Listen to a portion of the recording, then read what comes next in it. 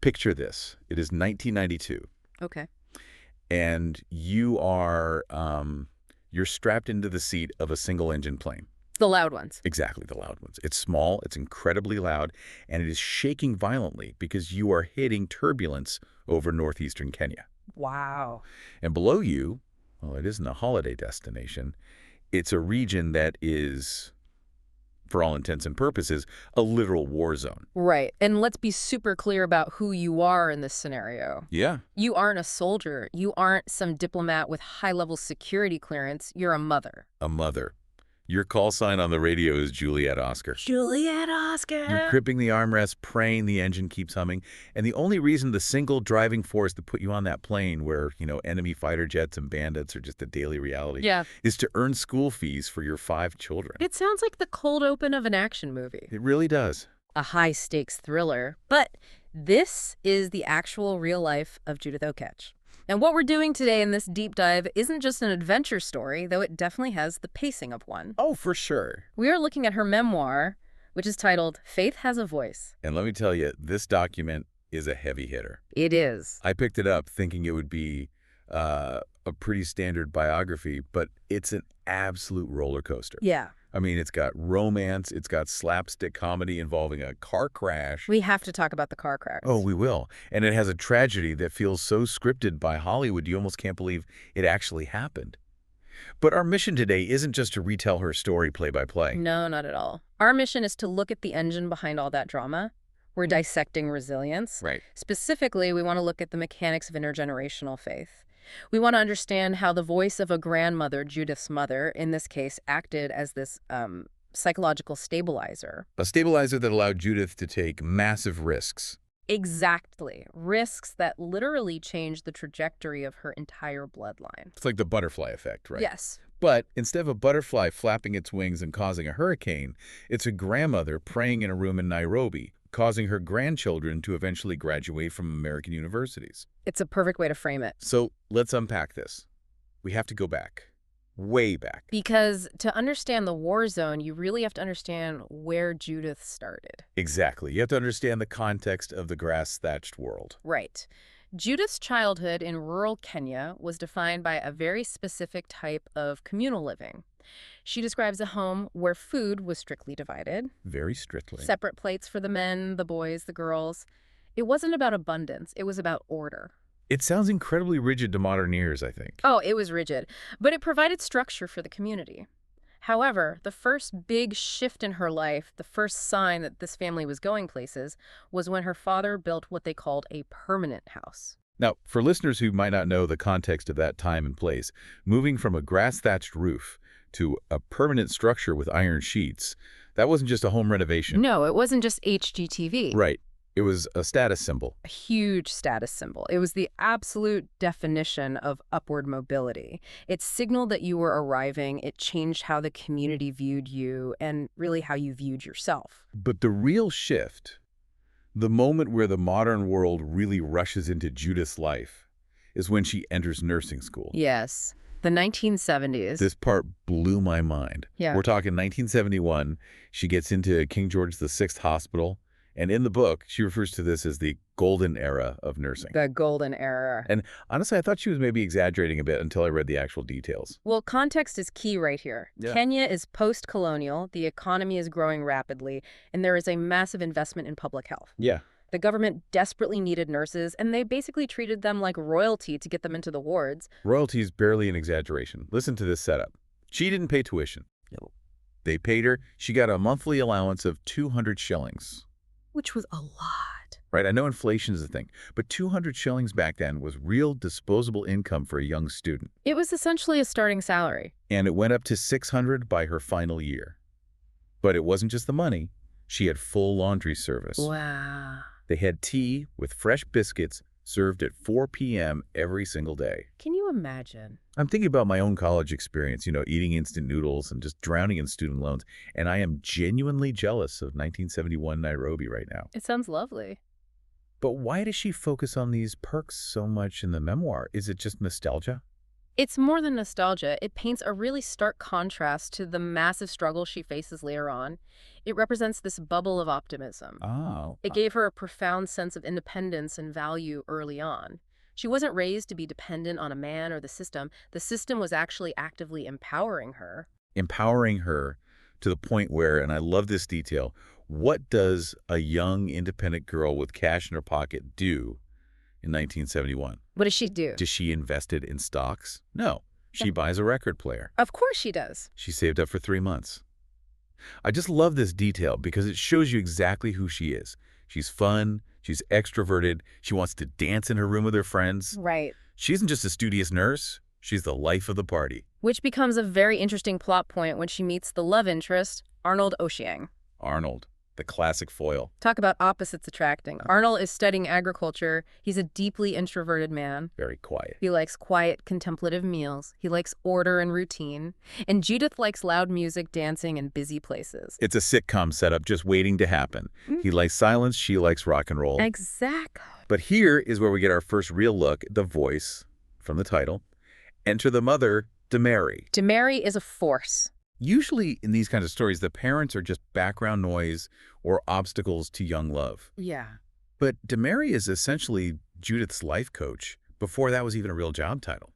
She was incredibly perceptive. Damary wasn't just watching from the sidelines. She was actively analyzing the match between Judith and Arnold. Yeah. She actually sat Judith down and gave her a full lecture on personality types without having any formal psychology degree, mind you. So she didn't just say, oh, I like him or I don't like him. No, she broke it down systematically. She pointed out that Judith was an extrovert and Arnold was an introvert, and she explained why that was actually a very good thing for a marriage. Wow. She told Judith that Arnold's quiet nature would balance out her high energy. She saw him as a steadying force for the long term. She also had some pretty strict rules on fashion. This part made me laugh. Oh, yes. So Judith loved miniskirts. It was the 70s, after all. That was the global style. Damary. Not a fan at all. She had a strict rule. If you wore a short dress out of the house, you had to wrap a lesso, a traditional cloth wrap, over it to cover your legs. It's funny, but it really speaks to Damary's core values. She was managing how Judith presented herself to the world. She was looking at the long game, reputation, community standing. Even when Judith was just looking for a dance partner. Exactly. And that long game view is what convinced her to approve of Arnold. She saw a good father figure. She wasn't just looking for a boyfriend for her daughter. She was actively interviewing a patriarch for her future grandchildren. So they get married in 1976. And almost immediately, that golden era bubble starts to deflate a little bit. The reality hits. Yeah. Arnold is ambitious, which is great, but it means he's gone constantly. Yeah. He goes to Tanzania for a master's degree, then all the way to the UK for a PhD. Judith is effectively a single mom for long stretches. This is the crucible for her. This is where she has to develop a spine of steel. She's managing the home, the finances, and the loneliness while he is off advancing his career. And right in the middle of all this, she decides she needs to learn to drive. Oh, boy. Now, I have to pause here because this story, if you have ever been a little too confident for your own good, this is going to hurt to hear. The confident beginner phase. We've all been there. Exactly. Yeah.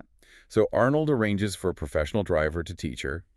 She does a few lessons, gets the hang of the steering wheel, gets a little bit cocky. A little too cocky. And she tells the instructor, you know what? I got this. You can walk home. I don't need you. A bold move, dismissing the literal expert. A terrible move. Yeah. She gets in the car, starts driving, feels like the absolute queen of the road. But then she gets close to her own gate and realizes she has absolutely no idea how to downshift. Oh, no. She's stuck in third gear. The car is lunging forward. She panics. She can't find the brake pedal. Okay. She crashes right through her own gate and lands squarely in a hedge. It's a very funny anecdote, and in the book, it's played for laughs. But if we connect this to the bigger picture of her life, it's actually quite revealing about her psychology. How so? I mean, isn't it just an example of bad driving? Think about it. Judith is willing to dismiss the instructor and take the wheel herself, even when she knows she's not 100% ready. She's willing to risk the crash. That's true. Sure, she ended up in a hedge this time, and she admits she was traumatized and didn't drive again for a month. But that same exact trait, that willingness to just go before she's fully prepared, is exactly what allows her to fly into a war zone later on. That's a really good point. Most people wouldn't have dismissed the instructor. They would have played it safe, taken 10 more lessons. She has an incredibly high risk tolerance. Or a high belief in her own agency. She trusts herself to figure it out on the fly. So let's fast forward a bit. We're moving into the 80s and 90s now. The family moves to Nairobi. They have 5 kids: Atieno, Odhiambo, Okoth, Acheng, and Don. A full house. Very full. And the economic situation in Kenya has shifted dramatically. Yeah. The golden era of free tea and biscuits is just a distant memory. Economic factors are tightening across the board. The cost of living in Nairobi is skyrocketing. Arnold is a civil servant. Judith is working in the Ministry of Health. But the math just isn't adding up anymore. Right. This is a very common story in the 90s. Rampant inflation, eating away at middle-class stability. And they have 5 kids in good schools. Right. School fees for 5 children, it's a crushing weight. And I think any parents listening to this can totally relate to that specific anxiety. Absolutely. You want the very best for your kids. You want to give them every opportunity in the world, but you look at the bank account and the numbers just do not work. And this brings us to the major turning point of the memoir. The year is 1992. A friend calls Judith with a job offer. A very unique job offer. It's with the UNHCR, the United Nations High Commission for Refugees. The pay. Incredible. It would clear all their debts and pay school fees for years in one fell swoop. It was an absolute lifeline. But there's always a catch. The job is in Belissa, in northeastern Kenya. Now, for our listeners who might not be familiar with Kenyan geography or the geopolitical history of 1992, paint the picture for us. Why was Belissa such a problem? Well, Belissa wasn't just remote. You have to understand, in 1992, there was massive instability in the Horn of Africa. The violent conflicts in Somalia and Ethiopia were spilling right over the borders. Yeah. Belissa was a reception zone for refugees, yes, but mixed in with those vulnerable refugees were armed bandits, militias, and active combatants. So it definitely wasn't a desk job in a safe office. Not at all. It was a red zone. The risk of abduction or death was statistically very significant. Western embassies were actively telling people not to go there. So Judith sees the check. She sees the school fees. She desperately wants to go. Yeah. But Arnold, he puts his foot down. He completely refuses. And honestly, you can't blame him.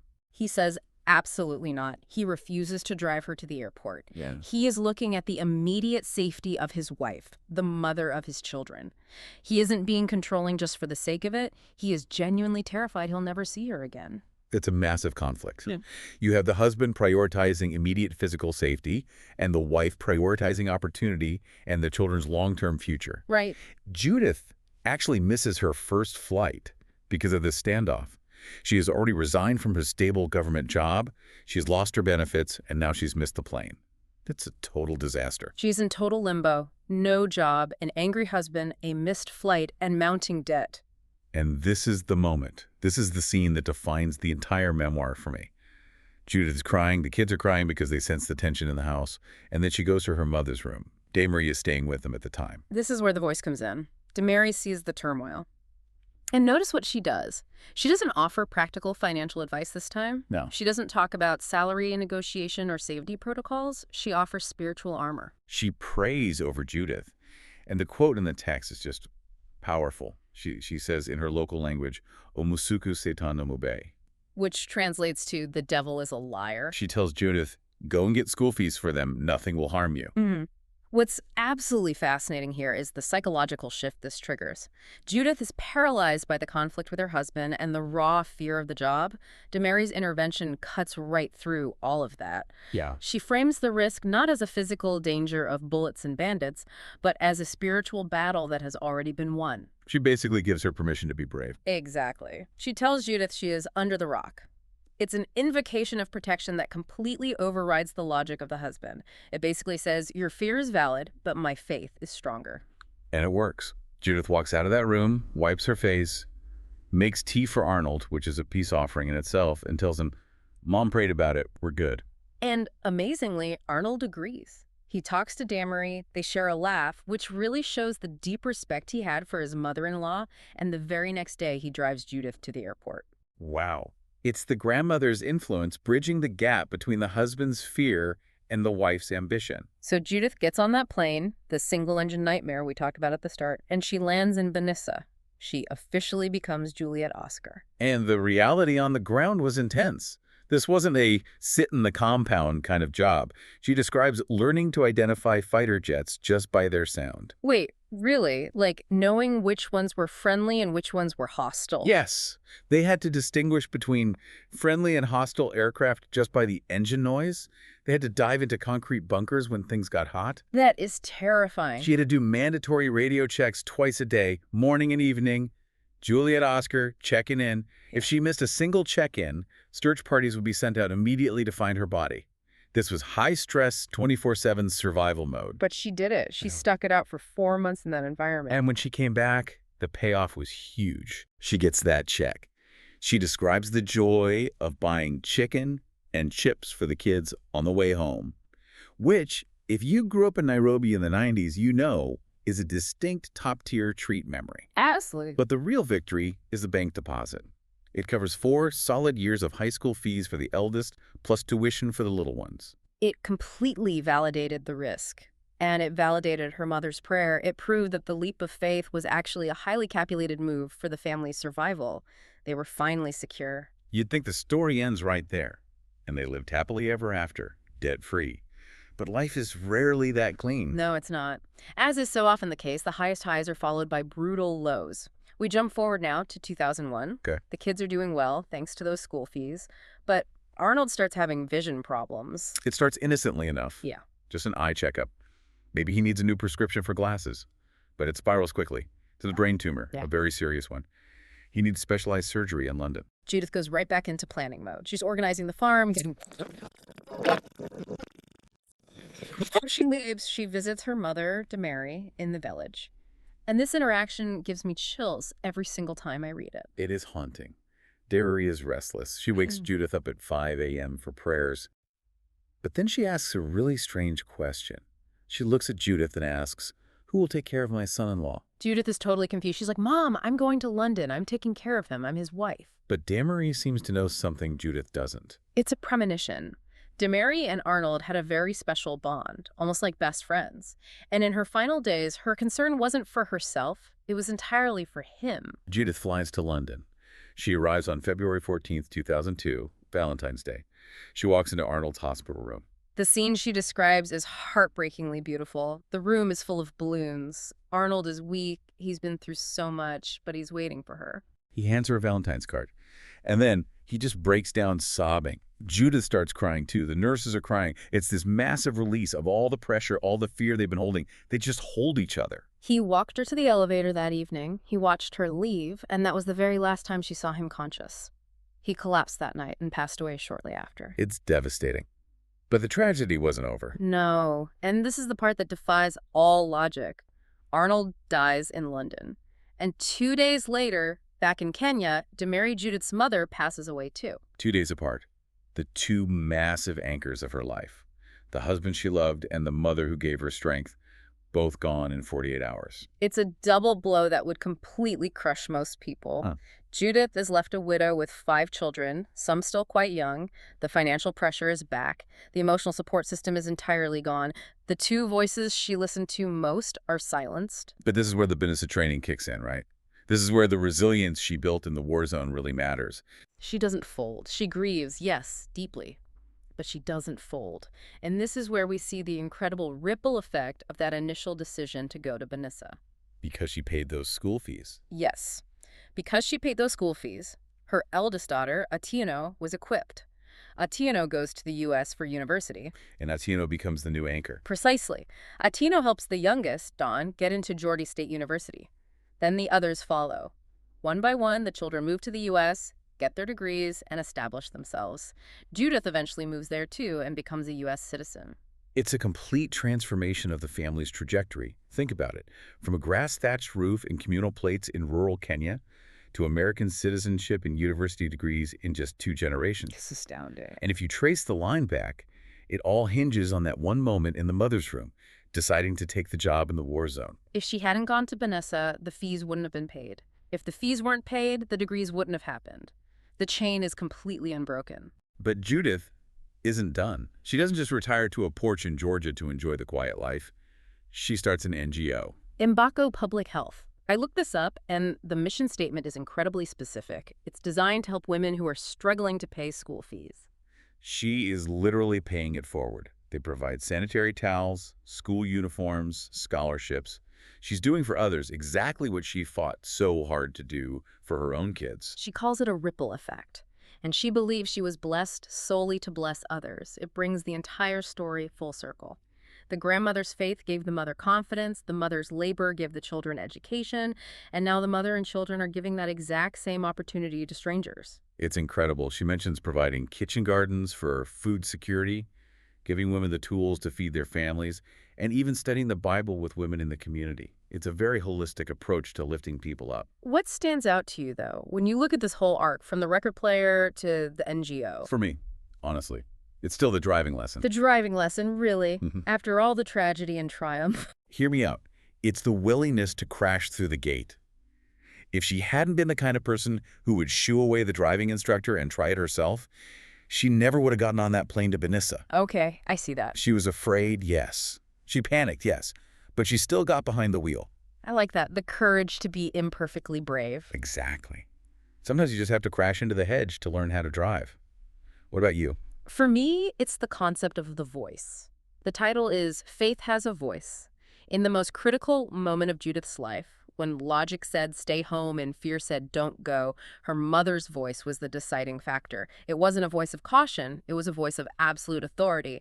The devil is a liar. Go. It totally reframed the world for her. It did. And it reminds us that the voices we listen to, the people we surround ourselves with, they become our inner monologue when the pressure is truly on. Judith carried Damary's voice right into the bunker in Benissa. That is profound, and it leads us perfectly to our final thought for the listener. Indeed. Judith credits her mother's prayer for her safety in a literal war zone. Whether you interpret that as divine intervention or just deep psychological fortification, the result was the same. It allowed her to act. So here's a question for you today. Whose voice is currently in your head? When you are standing on the edge of a risk that could change your future, when you're looking at your own version of that single-engine plane, are you hearing a voice that amplifies your fear? Or do you have a voice like Damary's, giving you the courage to fly into your own version of Benissa? Something to think about. Thanks for taking this deep dive with us. Until next time.